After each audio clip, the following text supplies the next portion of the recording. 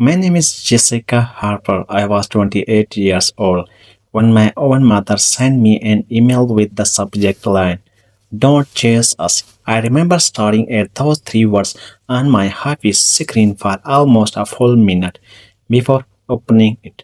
The first sentence hit even harder.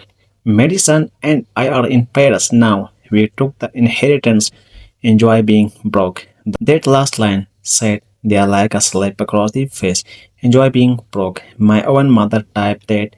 The office around me suddenly felt too quiet. I could hear the air conditioner humming above my desk and the sound of traffic outside the window. But inside my head, everything went still. I work as a digital evidence archivist at a civil fraud law firm. My entire job was organizing delete message, tracing hidden transfer, and finding the truth people try to bury. Every day I watch greedy people lie to families, business partners, and old friends over money.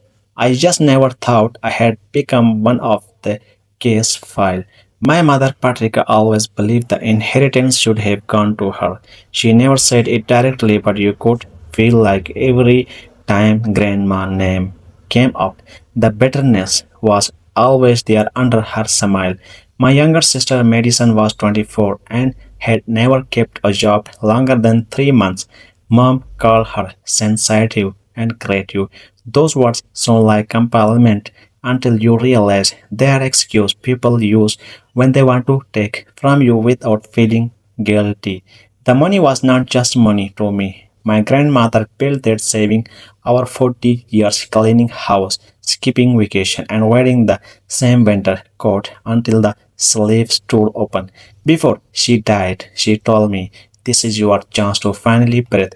But looking back, the warning sign had been everywhere. My mother suddenly asking questions about my accounts, medicine joking about international wire transfer, my phone constantly getting random two-factor authentication codes I never requested. And during our last family dinner, I noticed a travel magazine sitting open on the table to a full page picture of Paris. My mother was not even eating. She was just watching me, guilty, staring me like a target. So I closed my office door, opened my laptop, and began documenting everything exactly the way I would for a client because a thief wants your panic.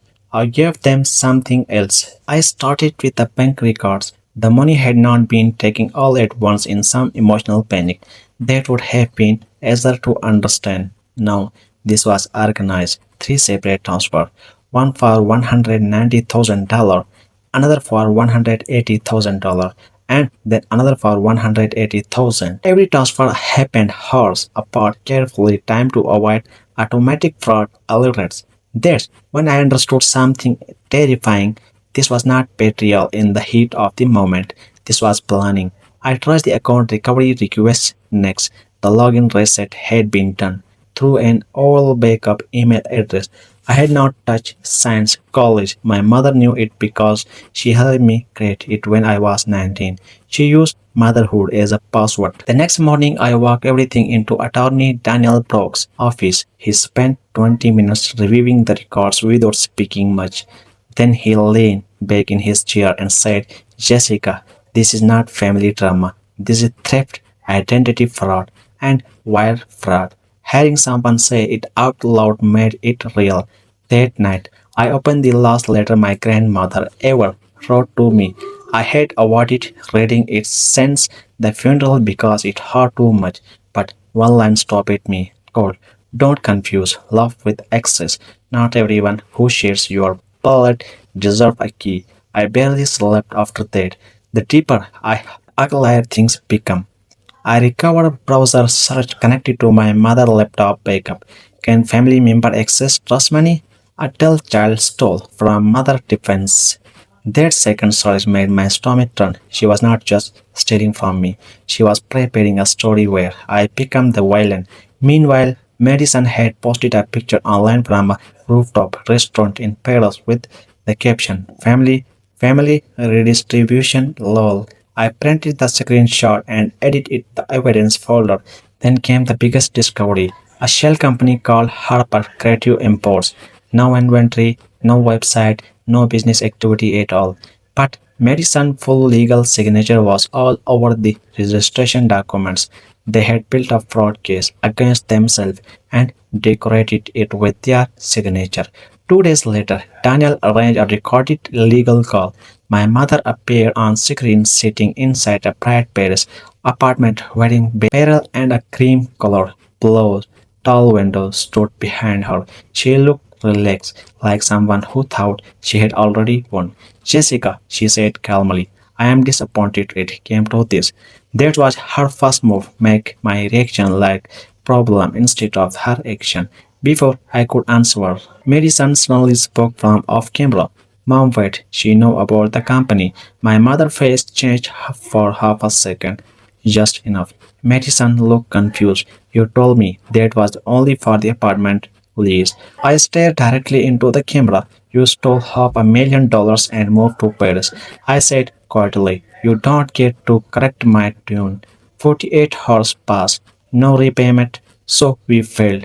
And that's when Paris started shrinking. Once the lawsuit was filed, the fantasy my brother built in Paris started collapsing piece by piece. First, their luxury apartment lease was suspended after the fraud investigation reached the property agency. Then the bank accounts connected to the transfer were frozen one by one. Their credit card stopped working. Even the relocation company that helped them move overseas terminated their contract the moment legal notice appeared. But the biggest discovery came a week later. Investigators uncovered a townhouse my mother had secretly purchased months before. My grandmother died. She thought nobody knew about it. A lien was placed on the property before she could sell it. At almost 3 in the morning, my phone rang. Madison. She was crying so hard I could barely understand her. What did you do? She kept asking. I sat quietly for a second before answering. I told the truth to people who could act on it. That's was the moment I realized something important. Real revenge is making the truth impossible to escape. The courtroom itself was strangely calm. No screaming, no emotional speeches, just paperwork, legal records, and a judge who looked exhausted from seeing too many families destroy themselves over money. He reviewed the evidence for nearly an hour before asking one simple question. Did Jessica Harper authorize this transfer? My mother attorney adjusted his glasses. Not expressly, the judge nodded once. Then this is not a family disagreement. You could actually hear Madison started crying beside her lawyer, but tears could not purchase inconnects. The court ordered resuscitation. The townhouse was sold. Harper Creative Imports was dissolved completely. About 8 months later, I opened my own business. I named it Eleanor Archive Group after my grandmother. Now I help people recover financial dividends when my someone they trusted betrays them. My mother kept mailing letters for almost a year. The angry ones came first, then the apologetic ones, then the desperate ones. Madison sent only one email. Mom ruined both our lives. I never replied because in the end I got revenge by becoming unbelievable, unavailable to people who only loved me when I was useful. If your own family stole everything you built, would you forgive them, fight them, or disappear from their lives forever? Tell me below in your comments.